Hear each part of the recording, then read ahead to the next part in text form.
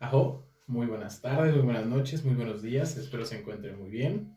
El día de hoy tengo una invitada muy especial. Se encuentra conmigo la doctora Laura Gabriela Medina Fernández.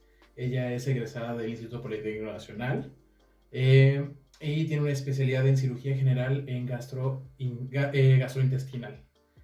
Muy buenas tardes, doctora. ¿Cómo está Hola, usted? Muchas gracias por haber venido a este humilde programa. muy bien, muchas gracias nuevamente por la invitación. Qué gusto estar aquí. Es una charla muy tranquila, usted tranquila, no pasa nada. Yo siento que para este ambiente tranquilo y el no Ujú. pasa nada, vamos a quitar el usted porque eso Ah, ok, me ok, genera un poco de estrés, ¿sabes? perfecto. Ok, Entonces ok, estamos más cómodos así. perfecto, perfecto. Doctora, bueno, Ajo se trata de hablar de las experiencias que tiene uno, lo que genera, en este caso, tu ramo, que es la medicina. Y bueno, pues me gustaría empezar por ahí, me gustaría empezar por qué escogiste medicina y cuál fue, o qué fue lo que te orió y si siempre fue medicina o qué era lo que tenías ahí en mente. Es una pregunta muy interesante. Esta pregunta del por qué medicina, quizá la respuesta esperada es porque yo desde chiquita quería ser doctora. Ujú. En realidad no. Te puedo decir al día de hoy que obviamente es por gusto. ¿De dónde surgió ese gusto? Una de mis hermanas, mi hermana la mayor, ella es médico, ella es internista, Ujú. y cuando ella estaba estudiando medicina, a mí me gustaba verla, me gustaba, me gustaba verla estudiar, me gustaba escucharla. Mi hermana es esta persona que cuando está estudiando está leyendo en voz alta, está haciendo apuntes, está escribiendo, como que para entender el tema que está estudiando, se lo autoexplica. Entonces es como si estuviera dando una clase privada. Ok. Entonces me gustaba escucharla. Obviamente yo no entendía la mayor parte de lo que ella hablaba, pero me parecía interesante y me gustaba. Entonces, quizá ese fue mi primer como contacto con esta parte de decir, esto me llama la atención. Sin embargo, nunca fue este sueño de chiquita, si te soy honesta. Nunca, si tú me preguntas, cuando yo tenía 6 años y me decían, ¿qué quieres ser de grande? Yo decía, no sé, quiero ser maestra, quiero ser actriz, quiero ser cantante.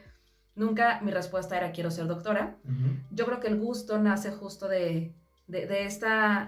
Verlo en de casa. verlo en casa, de Ok. escuchar a mi hermana. Había muchos libros de medicina en casa. Y entonces igual, ¿no? De repente escucharla que ella hablaba de algún tema y yo de repente agarrar un libro y decir, ah, mira, este esquema está padre. No entendía muchas cosas. Ujú. Ya estando en la prepa, cuando empiezas a hacer como toda esta parte de la orientación vocacional y qué vas a hacer Definir qué cuando seas área, grande ¿no? exactamente, Ujú. definir el área, llega el momento de, ¿y a qué área te vas? Entonces yo decidí meterme a área 3 que son ciencias sociales y administrativas, o por lo menos en aquella época Así lo era. así lo era, no sé ahora, estoy un Ujú. poco alejada ya de ese escenario, pero porque mi objetivo era estudiar relaciones internacionales o ciencias de la comunicación. Un poco alejadas Un poco de alejado, lo que terminaste. exactamente. El caso es que, bueno, estuve en la prepa, área 3 justo enfocada a relaciones internacionales, ciencias de la comunicación, y finalmente empiezo a estudiar relaciones internacionales, ya estando ya estando justo en ese proceso de selección de universidades, exámenes de admisión, todo esto. De pronto descubro que no me satisfacía, que no sentía yo que me llenaba al No ibas por 100 ahí. exactamente, Ujú. y de pronto dije, mamá, papá, hermanos, Cambiamos. no, quiero estudiar Ok. medicina. Entonces todo el mundo en casa volteó así como de, segura, porque posiblemente todo el proceso Es de una carrera exámenes de difícil. admisión, todo el proceso previo de estar en un área administrativa, pues era Ujú. completamente opuesto. Y finalmente dije, vamos a estudiar medicina. Se hicieron ahí muchos ajustes, me tocó ponerme a estudiar un montón para exámenes de admisión, ahora con un enfoque médico, Claro. obviamente. Y decidí estudiar medicina. Ya Entonces, una vez en la carrera de medicina, entiendo que creo que son 4 años o cuántos años son para médico En, general. en mi escuela son 5 años 5 de años. escuela, un año de internado y un año de servicio social. Ok. En total son 7 años para terminar la licenciatura de medicina. Ahí, ¿esos 7 años es para que tú termines siendo un médico general o Ah, ya tienes alguna especialidad o no, cómo es la es? licenciatura en medicina, Ok, terminas como médico general. ok, ok. ¿Eso lo hiciste aquí en Ciudad de México? En Ciudad de México, Ah, así ok. es, en la Superior de Medicina, en el Poli. Dentro, ¿también se hacen como tipo servicio social o esto lo hiciste también en Ciudad de México o lo hiciste en otro país? No, son 5 años de escuela. Ajá. De escuela literal y era De escuela de clase ir a clases, los presencial. primeros, clases presenciales, los primeros semestres. En aula, ¿no? Por así decirlo. En aula, exactamente. Okay. Y a partir del quinto semestre, si no mal recuerdo, ya empezamos a tener rotaciones clínicas en las que unas clases son en la escuela, en el salón, en el aula, tal cual, y otras clases son en el hospital. Las clases de hospital, igual tenemos aulas asignadas, tomamos clases presenciales típicas, tradicionales, profesor, alumnos, y después existe una rotación clínica. Por ejemplo, si estás en tu clase de gastro, bueno, tomas una hora de clase presencial de gastro y otras 2 horas rotando en el servicio de gastroenterología, por ejemplo, viendo pacientes, interrogándolos, haciéndoles historias clínicas, ya teniendo como este primer contacto con pacientes. Estos son los primeros 5 años los 5 años de la escuela, por decirlo de esta manera. El siguiente, el sexto año, es un año que se llama año de internado médico, que es un año completo en el que rotas en un hospital y cada 2 meses se rota a su vez en los servicios, en las especialidades troncales. Medicina interna, cirugía, ginecología y obstetricia, pediatría, exactamente urgencias y medicina familiar. Es un año completamente en el que estás ya de lleno metido en un hospital asignado, en el que tu escuela, las universidades tienen hospitales a los cuales pueden enviar a sus estudiantes a hacer su sexto año de universidad. Y ya una vez en este hospital, tú eliges, quiero estar en el hospital tal, perteneces al hospital durante todo ese año, rotas todo el año en ese hospital y pues ya estás prácticamente ya en contacto completamente con el paciente, se hacen guardias ya de 24 horas. Ahí fue cuando escogiste o ya te declinaste por tu especialidad de cirugía o ya lo tenías desde antes.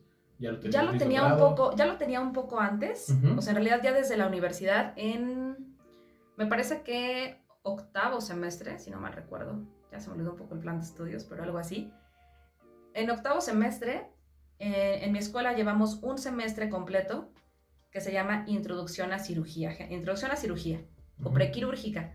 Es un semestre muy bonito para los que nos gusta lo quirúrgico, porque ahí lo empiezas a definir. Yo ahí fue cuando me di cuenta que lo quirúrgico, que yo decía, como que por aquí va lo mío.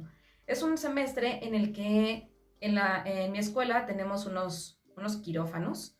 Literal, son unos quirófanos que ahí se hacen prácticas y te enseñan desde, este es el quirófano, se compone de tal cosa, lámparas, mesa, debe de medir tanto, técnicas de sutura, te enseñan a suturar, te enseñan a hacer como muchas cosas prácticas de cirugía. Entonces justo en ese semestre me gustó mucho. Tuve un profesor, de esos profesores que uno no olvida, porque era un profesor que nos exigía muchísimo, era un doctor que nos pedía así como toda la disciplina del mundo, pero que esa disciplina puede caer en sentirte súper estresado y odiar la clase, o por el contrario, o amarla. Entonces, a mí me pasó justo esta parte, ¿no? La parte contraria de decir, ¡ay! Esto es muy rudo, pero me gusta. Esto es muy pesado, es muy disciplinado, debe de ser todo muy perfecto, porque así nos lo hacía ver él, y ¿qué crees? Me gusta. Muy bien. Entonces, ahí empezó como mi primer contacto de decir, esto me gusta, creo que esto va por aquí. Siguiente semestre ya era la clase propiamente de cirugía, donde literal todo el semestre pues estás viendo temas de cirugía, y la doctora que nos daba estas clases, igual cada X tiempo hacíamos grupos, como equipos dentro del mismo grupo, y nos llevaba al hospital donde ella trabajaba a hacer guardias en las tardes, en las noches, fines de semana. Entonces podías traspolar todo lo que en algún momento habías aprendido en los quirófanos de nuestra escuela, más aparte con lo que veías en las clases, y ahora decir, es verdad, este es un paciente con apendicitis. Sí es cierto, esto es un paciente realmente quirúrgico, y obviamente que te permite integrar todo. Entonces, justo esa parte me definió y dije, lo mío es algo quirúrgico. Voy al internado médico, y justo creo que es la parte más importante del internado. En el internado, como estás de lleno en el hospital, y obviamente lo vives exactamente, ¿no? Entonces definitivamente terminas por definir qué es lo tuyo. Cirugía fue justo mi segunda rotación del internado. Empezó la rotación, terminó mi rotación y dije, esto es lo que quiero hacer. Ahí, por ejemplo, doctora, a diferencia de otras carreras y de otro tipo de profesiones, de varias cosas que existen, en la medicina se trabaja con lo más difícil, creo yo, que estás trabajando literal con un humano. Ujú. Todo tu trabajo se ve reflejado en otro humano y por tal motivo creo que es una cuestión de donde yo lo entiendo de la siguiente manera, ¿no? Tú podrás tener un error en la oficina, no mandar un reporte, hacerte como que hiciste o tener un conocimiento tal vez vago y con eso puedes salir adelante. En la medicina creo que el mejor preparado o el que tiene las mejores herramientas es el que más sobresale y si no sobresale más bien hace su trabajo que en tu carrera es vida o muerte, es luz o sombra, o sea, si tienen esos parámetros, estoy hablando de un caso muy, muy grande, o sea, no es como que te llegue alguien con un dolor de cabeza y se quede ahí, ¿no? O sea, digo, en específico con la cirugía, si tú no tienes los conocimientos, si no eres una persona que tiene toda la espectriz, o bien que cuenta con muchos estudios, pues puedes tener un error que es catastral, ¿no? Que en este caso sería vida o muerte. Les enseñan la dimensión de su carrera, de la dimensión a la que se están enfrentando, a lo que ustedes tienen, literal, hay una frase que me gusta mucho, el conocimiento te da poder. En este caso ustedes tienen un conocimiento que no todos tenemos y que siendo bien ocupado puede salvar o no salvar vidas. Y vaya, es mucho, siento que es como mucho poder, que no sé si se los llegan a dimensionar o lo vas adquiriendo y lo ves como si nada, o tienen esa idea del alcance que tienen ustedes. Una preparación, vaya, que todo el tiempo exista una clase hablando presencial, ¿no? De la importancia del ser humano y la importancia de la medicina. Llevamos una materia que se llama antropología médica, otra que es psicología médica. Parte de estas asignaturas, parte de su función es justo ver esta cuestión esencial del enfermo como una entidad, como un ser humano, como esta visión humanista que es parte del enfoque de estas dos asignaturas. Sin embargo, sí creo que en el correr de la carrera, en el transcurso de semestre tras semestre, como estudiante, directa e indirectamente te van formando esa visión. Okay. Esa visión de qué tan importante es tu conocimiento. Es tu conocimiento, qué tan importante fue lo que hiciste o lo que dijiste. Tú lo empiezas a ver desde que este progreso en medicina es muy paulatino, seguramente en otras carreras también, pero en medicina empiezas y tu primer clase, tu primer materia es anatomía. Entonces empiezas a conocer el cuerpo justo desde esta cuestión de cómo está conformado, este órgano, así se irriga, mil cosas, ¿no? Y la práctica de esta materia es en el anfiteatro, donde nos asignan un cadáver y poco a poco lo empiezas a estudiar. Entonces tengo muy grabado esas primeras clases en el anfiteatro, donde llegas y lo primero que percibes es un olor a formol terrible, un ardor de ojos impresionante, que literal te empiezan a llorar los ojos. Nunca se estuvo en contacto con eso. Yo previamente no conocía el olor del formol. Y llegas, y en aquella época los cadáveres se preparaban con formol. Ahora, bueno, ya hay técnicas mucho más innovadoras. Okay. Pero en ese entonces era formol. Llegabas al anfiteatro e ibas entrando y percibías ese olor a formol. Usábamos una ropa especial que te cambiabas al entrar y salir del anfiteatro. Y aún así, llegabas a tu casa y literal todo el mundo volteaba así como de, ¿no te quieres ir a bañar? Porque tu ropa se impregnaba, casi, tu ropa se impregna formol, porque tu cabello, a pesar de que lo traes las niñas recogido en un chonguito, que te pones un gorro, traes cubrebocas, traes guantes, batas, mil cosas, te impregnas a ese olor.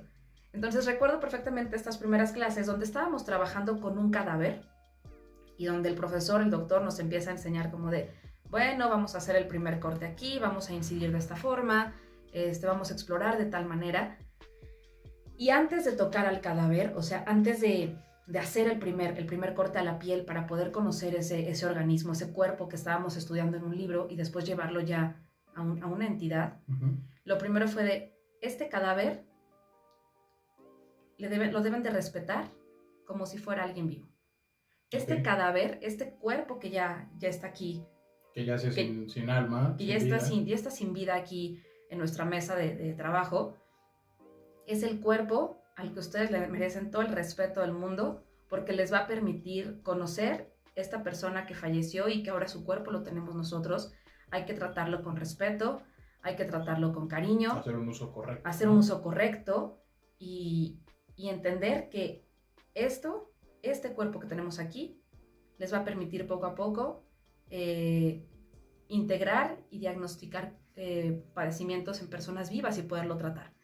Así como comentas que les enseñaban esa parte, también digo, ustedes no dejan de ser unos profesionistas, al contrario, son unos profesionistas de un nivel muy alto, ¿no? Tienen, aparte de esta educación que se les da, todos los conocimientos, también llevan alguna parte administrativa, llevan alguna parte psicológica, porque creo que ustedes tienen que manejar muchísimo la parte psicológica, porque independientemente de la administrativa, la parte psicológica, ustedes también van a lidiar en algún momento con que algo salga mal o que no se den bien las cosas. Entonces, por un lado la parte administrativa, porque también ustedes están efectuando una profesión, están ejerciendo un trabajo profesional, y al fin y al cabo, así como te lo daban a entender, tienes que tener respeto porque este es un humano y todo esto, pero al final del día, como cualquier profesión, se convierte en un cliente. No creo que lo veas como un cliente tal cual, pero se convierte en una persona a la cual tú tienes también que generar honorarios, toda esta parte. ¿Ustedes les enseñan eso?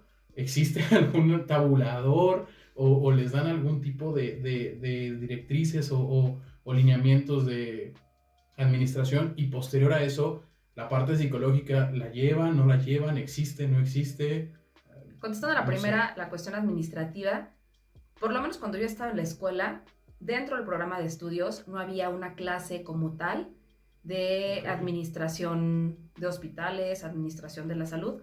Actualmente ya hay muchos cursos de maestrías, justo para hacer este tipo de maestrías de administración de la salud, administración de hospitales, pero una materia, una asignatura como tal, por lo menos en el plan de estudios cuando yo estaba en la escuela, no llevábamos clase de administración, la cual sí es importante. Si alguien de planes de estudio nos está viendo, sugiero que lo integren, estaría buenísimo.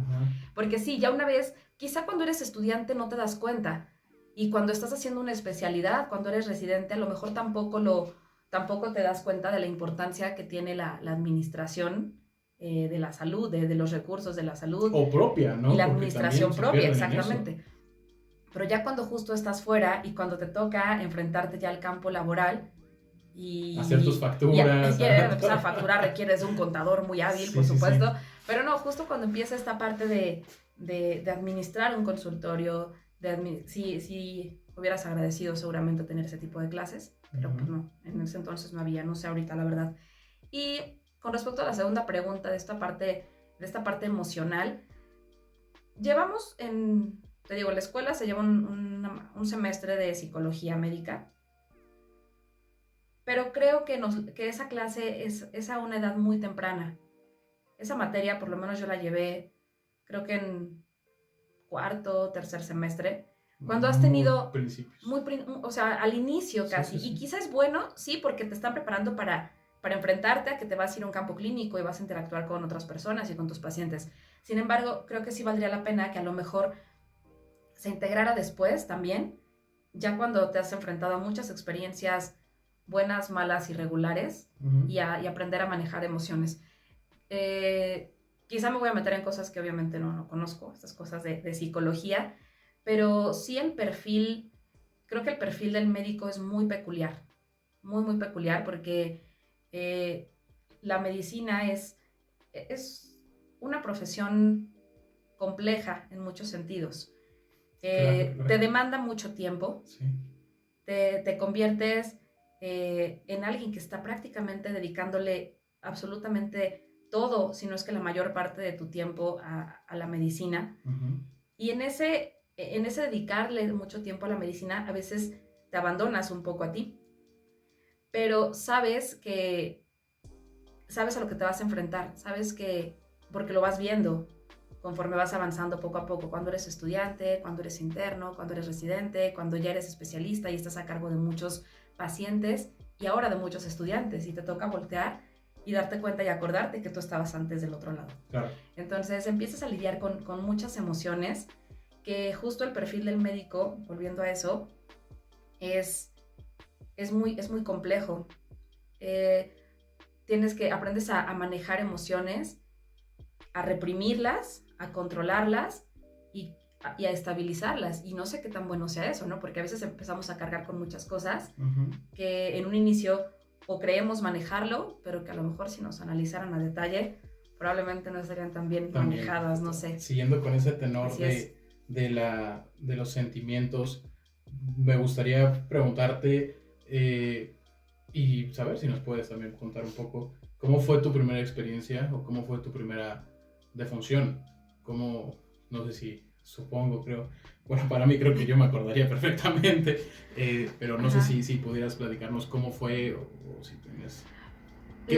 sobre todo, independientemente de la parte médica, porque creo que también llega un punto en donde esa frase trillada de se hizo todo lo que estaba dentro de las manos, tal vez no es una frase, tal vez más bien creo que es la realidad, ¿no? Realidad. Se trata hasta último momento de llegar a salvar a esa persona o lograr que salga del momento en que se encuentra, pero pasa eso, ¿no? También está esa parte dentro de la medicina que es cuando no se concreta, y quisiera saber si nos puedes, cómo fue y sobre todo la parte sentimental, lo que el shock, o no sé, lo que hubo en ti. Pásame unos Kleenex que me puedas hacer llorar. La medicina tiene estos extremos donde literal, en un momento de tu día, puedes estar dándole la felicidad más grande a alguien, recibiendo un bebé y decirle, aquí está tu hijo, que creo que puede ser de las felicidades mayores. Por supuesto. Y en menos de 2 horas estar volteando y tener otro paciente y tener que salir con el familiar y decirle, lo siento mucho, su familiar acaba de fallecer. Y entonces te enfrentas a justo este juego de emociones en el que pues tienes que mantener primero mucha calma, mucha cordura, porque como tú bien lo dijiste, ¿no? El hecho de que estás en contacto con vida, muerte, que eres médico, que a lo mejor estás más habituado a este tipo de emociones que alguien que no lo ve tan de cerca, pero no por eso dejas de sentir. Claro. No por eso de repente ves que están haciendo un bebé y te da felicidad y dices, está increíble, qué bonito, está precioso, y vas con el papá y se lo enseñas y el señor anda feliz y lo que sea, o la mamá y estas lágrimas de felicidad que a lo mejor las compartes, pero tampoco es como abrazas a la señora y te pones a llorar de, ay, qué bonito está su niño, ¿no? O sea, te da gusto, pero reprime, es a lo que iba hace un rato, ¿no? Reprimes esta parte de la emoción. Fallece tu paciente y la verdad es que... ¿Recuerdas tu primera? Es inevitable que no te involucres justo por esta parte, porque el hecho de ser médico no quiere decir, soy médico, no siento, no vivo, me da igual, no. A veces aparentan eso, que tienen como que ese switch apagado. Pues creo que es muy profesional. Pues imagínate esta parte donde lleguen a darte la mejor noticia de tu vida, y claro, felicidades, y entonces tú nos llevas un pastel y regalan puros los papás, o no me acuerdo qué dan, ¿no? Sí. Pero imagínate esta parte donde si yo como tu doctora, o como doctora de alguno de tus familiares, llego y te digo, oye, ¿qué crees? Que tu abuelito acaba de fallecer y me pongo a llorar contigo. Híjole, no sé también la otra parte cómo lo percibiría, ¿no? También sería importante conocerlo. Claro. La primera, eso se escucha muy feo, ¿no? Bueno, es parte, creo. ¿Qué les puedo decir? Eso. Sí, pero bueno, sí. Justo esa primera que tú preguntas, que quizá fue para mí la más representativa, porque ya estaba yo en mi primer año de residencia haciendo la especialidad de cirugía, y teníamos una paciente que se había operado. Es una paciente que estaba muy grave, que ya tenía como muchas otras enfermedades previas, la teníamos conectada a un ventilador, era una paciente muy grave en realidad, y que su pronóstico era muy malo, que ya sabíamos que sus posibilidades de recuperación eran mínimas. Vamos. En medicina tenemos muchas escalas clínicas, muchas escalas numéricas que nos dan porcentajes y nos dicen, tienes un porcentaje de mortalidad del 90%, por ejemplo. Entonces, con todos estos parámetros, tú con mucha seguridad puedes ir hablando previamente con los familiares e irlos también preparando para una noticia no grata. Ir diciendo, tu abuelo, hay un porcentaje del 90% de que pueda fallecer.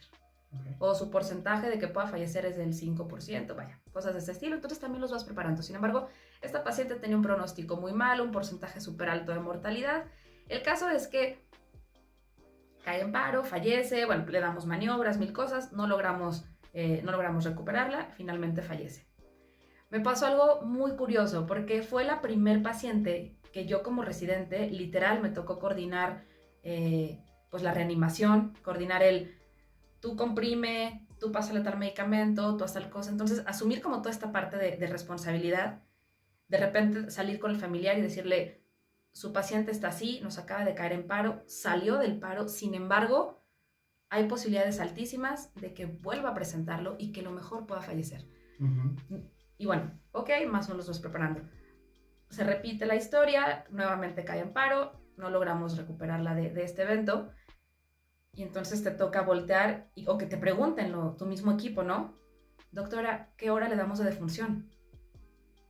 En ese momento es como de, wow, como que caes así de, es verdad, yo tengo que dar en este momento la hora de defunción y voy a tener que dar también un diagnóstico de defunción. Claro.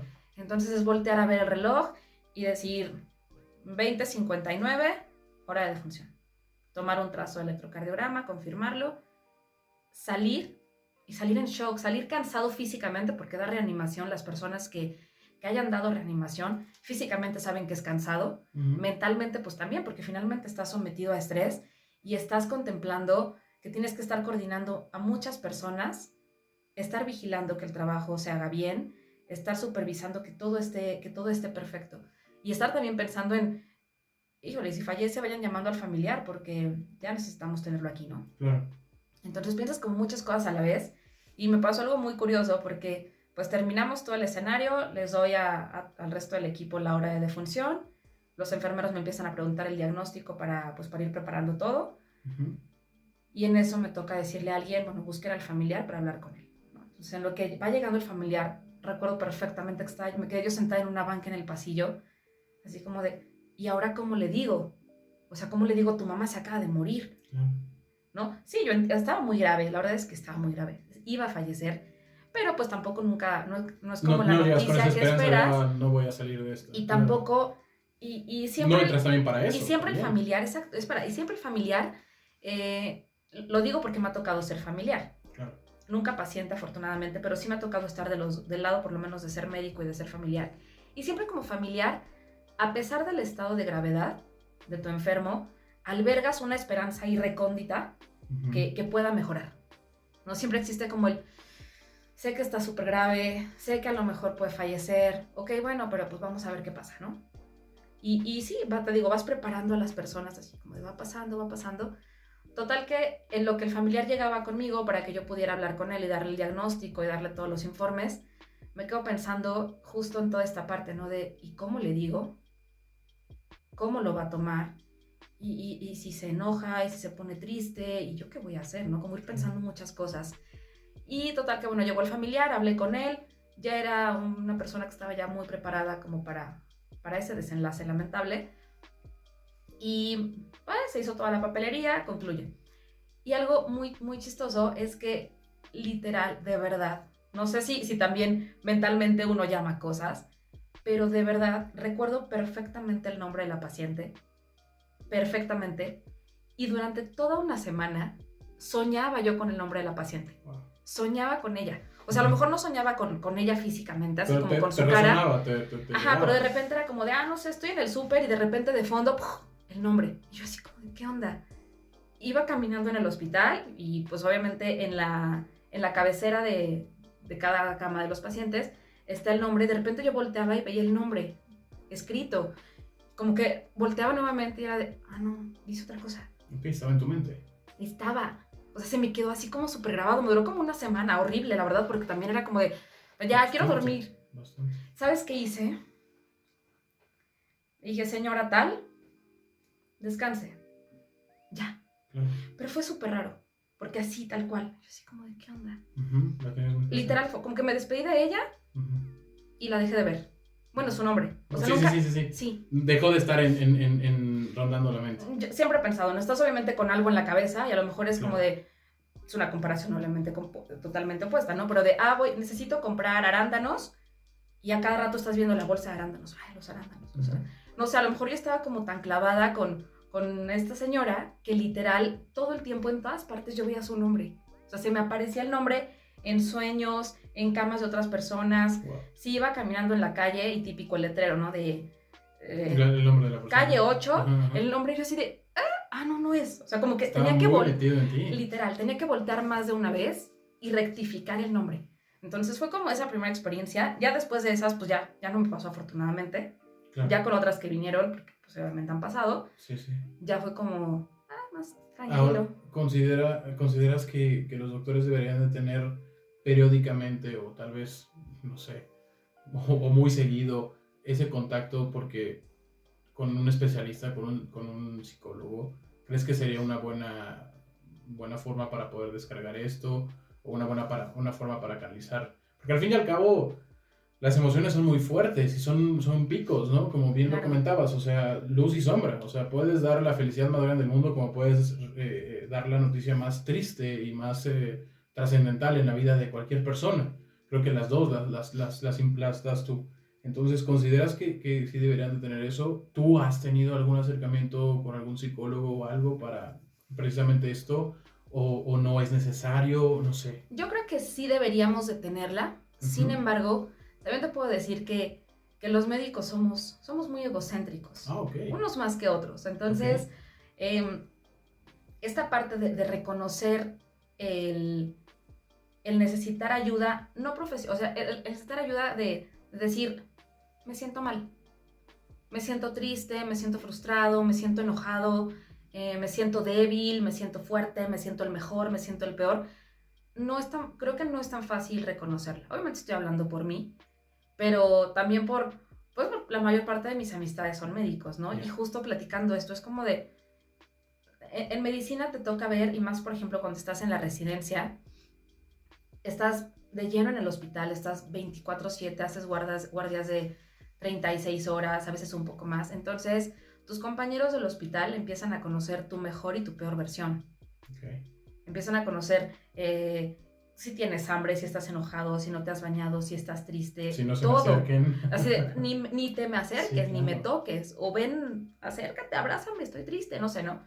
Pero a veces esa parte de reconocer y de aceptar me siento mal, tuve un mal día, ayúdame, a veces no es tan fácil, porque creo que nos hace sentir como vulnerables. Y esta figura que tú comentabas al inicio, ¿no? Y que es muy conocida, esta figura del médico fuerte, del médico que no tiene emociones, del médico que es tajante, del médico que te dice, ya se murió, te das la vuelta. Y mando WhatsApp. Exacto, ¿no? De pronto decir, se murió, estoy triste. No era ni mi familiar, pero era mi paciente, ¿sabes? Claro. Lo extraño. No, quizá no es como tan fácil. Entonces, sí. No, creo que sí deberíamos de recibirla, esta ayuda psicológica, pero pues no muchos la han tomado. Yo profesionalmente, el decidir acudir como de toc, vengo a una consulta psicológica, no ha pasado. Sin embargo, sí tengo un muy buen amigo que es psicólogo. Que literal eran charlas larguísimas de café, bueno. De no amigo, ¿cómo ve? Pero con este enfoque sí, de amistad, no profesional. Exacto, claro. ¿no? Pero que también él seguramente, pues desde su perspectiva psicológica, pues estaba analizando muchas cosas, ¿no? Y de pronto sí daba como el consejo de, mira, tranquila, pasó esto, pero, tal cosa, ¿no? Pero sí, yo creo que él fue un gran apoyo, por lo menos en mis 4 años de residencia, que te enfrentas, te digo, a 1000 cosas. Era como mi terapia no terapia. Mi terapia cafetera. Ahí es esta parte de concluir, ¿no? De cerrar la parte laboral o de dividir la parte laboral con la parte personal. ¿Es fácil el cambio de quitarte la bata y volver a ser un mortal? Volver a ser un ciudadano normal. ¿Qué onda con y llegar a casa y pasar por esto, ¿no? Porque a lo mejor vienes con esa presión o traes en tu mente muchas cosas porque literal hablas un idioma muy diferente al que nosotros hablamos en el sentido de tecnicismos, en el sentido de cosas muy personales y que como bien lo dices, por la misma carrera que elegiste, pues estás inmersa al 100% o en el hospital o en los estudios y a lo mejor las personas con las que te rodeas son del mismo ramo, pero no dejan de haber otras personas, ¿no? No deja de ver la mamá, el papá, que digo, si son médicos, pues a lo mejor te pueden entender un poco, pero si no lo es, y los amigos y toda esta parte, ¿cómo puedes mediar esta dualidad o literal quitarte la bata y volver a ser Gabriela, no la doctora. Mira, yo puedo agradecer que probablemente también influyó, te digo, el que mi hermana es médico, Ok. que mis papás, que el resto de mis hermanas ya habían experimentado primero con ella esta parte de tareas, desvelos, estudios, guardias, cansancio. Y es muy interesante porque yo creo que las mamás son personas que nos conocen perfectamente. Y por lo menos hablando por la mía, tiene como como esa afinidad para saber cómo estás, Detectar. para detectar, ¿sí? O sea, ella como que te ve y dice, hoy no tuviste un buen día. Ok. Pero tampoco, es muy curioso porque a mi mamá le gusta mucho la medicina. Ella no es médico, ella es ¿Es maestra. doctora? No, ella es ¿No? maestra. Ok. Pero le gusta mucho la medicina. Mi mamá es esta persona que le encanta ver estos programas de cosas Ok. médicas, porque es fanática, le encanta, Ya. es experta. Ujú. Y que en el transcurrir de los años, y seguramente con la experiencia de sus alumnos de la primaria, viendo a mi hermana cómo la pasó en la escuela, en la especialidad y todo, pues seguramente sí desarrolló un poco más este feeling para detectar cosas. Y mi mamá detectaba, ¿no? O sea, como cuando llegabas tú al hospital y habías tenido un mal día y era como de, quiero llegar y bañarme y dormirme, ¿sabes? Pero no puedo porque nada más me puedo bañar y tengo que estudiar, tengo un examen o algo. Y llegaba y como ese apapacho de, toma, te preparé un café. Y el abracito, ¿no? De, ¿todo bien? Sí, todo bien. Ah, ok. Y ya poco a poco como Justo lo que que, necesitabas. justo. O sea, como que en ese momento es de, el día fue malísimo, ¿sabes? Me fue pésimo. Para esto ya cambió. Pero ahorita no. ¿Sabes? Quizá más tarde sí yo misma llegue y te cuente. Claro. Y justo con mi mamá pasa esto, porque literal podía yo llegar y sentarme y decir, es que, ¿qué crees? ¿Te acuerdas de mi paciente tal? Pues, ¿qué crees? Le fue súper bien porque ya le hicimos tal, tal, tal y tal, y ya lo pudimos dar de alta y está súper bien. Y ella, ay, qué bueno, me da muchísimo gusto y no sé qué, ¿no? O igual, ¿no? Como esta parte de, ¿te acuerdas que te había contado de tal persona, de tal paciente? Sí. Pues, ¿qué crees? Que pasó esto, está más grave, no va bien. Y justo desarrollar eso. ¿Qué creo que influye ahí? Los dos lados. Que ella siempre tiene como esta apertura y esta disposición para entender no fue tu mejor día, sí, fue un buen Ese día, feeling, ¿no? De ese feeling de identificarlo. detectarlo y que yo le puedo contar abiertamente porque no le da como temor ni le da como miedo. A veces a muchas personas les cuentas como de, ¿qué crees? Y más, por ejemplo, en cirugía, ¿no? ¿Qué crees? Operé tal cosa y encontré esto y mira y y esto. A ella le encantan ese tipo de temas. Entonces, que yo le puedo contar con esta apertura sin ningún problema y lo hace. Otras personas, afortunadamente, la mayoría de mis amigos son médicos, entonces que también puedes tomar el teléfono y decirle, oye, pasa esto. Es más, y hasta pedir una opinión médica, ¿no? Ok. Decirle, amigos, ¿ustedes qué opinan? Tengo un caso así. Una segunda La opinión. verdad es que ya estoy un poquito atorada, no sé cómo por dónde. ¿Tú qué me sugieres? No, pues tal, no, pues yo esto, no, pues yo lo otro. Eso ayuda muchísimo, Y ¿no? ayuda muchísimo, ¿no? Porque también te despeja la mente, ¿no? Tus mismos compañeros de trabajo, decir, oye, ven, échame una mano. Claro. Y que siempre, ¿no? O que te la pidan a ti y tú ir a decir, sí, adelante, Sí. sin problema. Entonces, pues sí, quitarse la bata y hacer de cuenta que no eres médico es complicado, pero no es imposible. También es complicado que de repente estás en algún lugar y alguien se empieza a sentir mal y volteas Se inminentemente, activa el ¿no? chip. Se te activa el chip, aunque, Ya. aunque no traigas la bata puesta, es como de, a ver, algo está Algo está pasando por pasando. allá. ¿Estás Sí, sí, bien? sí. ¿Vas a necesitar ayuda? No, ya lo traes Ah, muy marcado. ya. No sé, no te lo quitas al 100%. Nunca. Doctora, muchísimas gracias por haber acompañado en esta charla, que no es una entrevista como tal, es una charla de externarnos un poquito esa parte de feeling, de sentimientos, de emociones que tiene tu profesión. Y antes de cerrarlo, me gustaría hacerte unas últimas preguntas, son unas preguntas rápidas, las cuales las puedes contestar con una pregunta, contestar con una pregunta. Ah, bueno. Las puedes contestar con una palabra o lo primero que se te venga a la mente. Son unas cuantas preguntitas. Eso ya me puso nerviosa, ¿eh? Es No, como de, para nada, para rápido, nada. 3 segundos para Para nada, para contestar. nada. Siento que estoy en un examen, pero bueno, trataré de hacer mi mejor esfuerzo. En lo Vamos a ver de absoluto. qué se trata. Vamos a empezar con la primera. ¿Cuál es el mejor lugar donde has operado? No hay problema, ¿eh? No es como que tienes que decir en 2 segundos. Creo que es una pregunta muy ambigua. Ok. Porque el mejor lugar para operar, hablando en esta plática que es emocional, cada quirófano tiene una historia. Te puedo decir que la primera cirugía que hice en el servicio social, en Tuxtepec, fue maravillosa. Okay. El quirófano fue así como de wow, está increíble.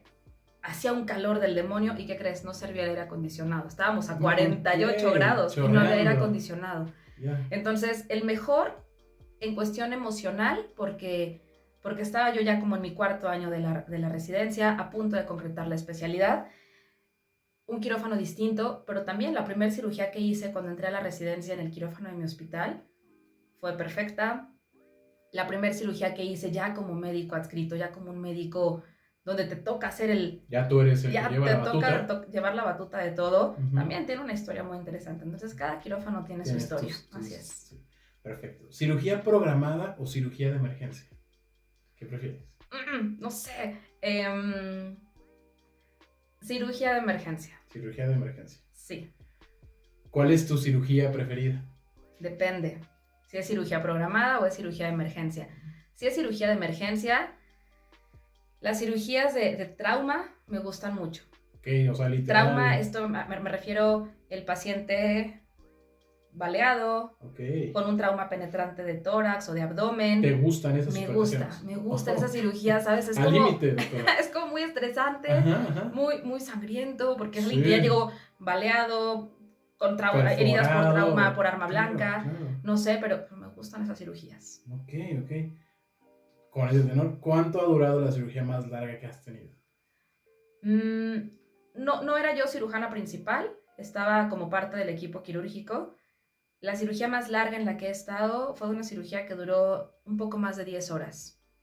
10 horas. ¿Tú estando ahí las 10 horas Las corridas? Las 10 horas. Lo único es que hicimos un cambio de ropa. Literal fue de, vamos a pausar la cirugía. Vamos al baño. Fuimos al baño y nos volvimos a vestir y seguimos operando. Fueron 10 horas de cirugía. Uy, una pizza o algo, ¿no entraba en ese momento? Nada. No entra comida al quirófano. Ojalá hubiera estado buenísimo. Doctora, ¿conoces o has trabajado con el robot Da Vinci? No he trabajado con él, pero sí lo conozco. ¿Y qué tal? Es maravilloso.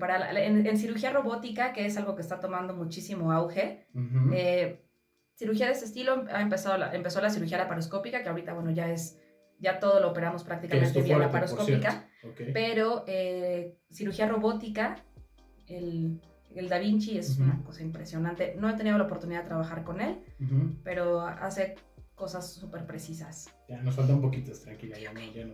Si fuera una cirugía programada, ¿operarías a algún familiar tuyo? ¿O ya has operado a algún familiar tuyo? No he operado a ningún familiar. Si fuera una cirugía programada, probablemente. ¿Sí? No estoy ¿O probablemente no? Probablemente sí. Sí. Probablemente sí. Pero sí tendría que hacer, ¿sabes? Como este switch de... No. Para que no se involucre la cuestión emocional. Esta yo creo que la vas a tener un poco complicada. ¿Más? ¿The Good Doctor o Doctor House? No me lo hagas, por favor. No, por favor. A las dos. Una, por favor, doctor. The Good Doctor. The Good Doctor. Sean Murphy, soy muy fan de Sean Murphy. Sí. Y ya la última, doctora, creo que en esta puedes profundizar demasiado. Que tenemos tiempo, digo, porque luego me extiendo y me voy, ¿eh? Sí, podemos hacer edición, no se preocupe. ¿Cuál es la enseñanza de vida que te ha dejado la medicina? La enseñanza de vida.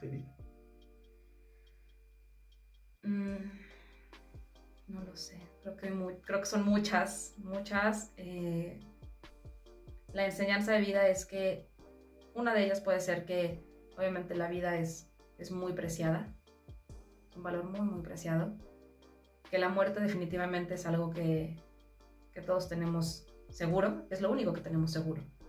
¿Cuándo y de qué manera va a pasar? No lo sé. Pero en definitiva es algo que a todos nos va a llegar en determinado momento y de determinada forma. Y una enseñanza también muy importante es que los médicos no somos dioses. Los médicos somos seres humanos que amamos la vida, como muchos otros, que tenemos gustos quizá un poco más más rudos por la cirugía, por la pediatría, por ver nacimientos, por estar en contacto con la muerte, no lo sé. Pero no somos dioses. Y entender que hay cosas que salen de nuestro control, hay cosas que médicamente son posibles y otras cosas que ya no. Y que hay que aprender hasta dónde llega nuestra función. En cirugía es como una premisa que poco a poco vas aprendiendo en el correr de la profesión, pero que cuando eres un cirujano joven, cuando estás en la residencia, cuando estás en formación, quieres operar absolutamente todo, todo, todo, todo. Y conforme va pasando el tiempo y te vas dando cuenta de cómo tiene que ser tu diagnóstico, todo tu escrutinio, te das cuenta que a veces lo más valioso es saber cuándo no operar. Y también eso es lo más difícil. Que hay que aprender en la medicina, justo esa parte. No somos dioses. Hay cosas que están en nuestras manos y otras que definitivamente salen de nuestro control. Y que siempre podemos recibir ayuda de un colega y también brindarla.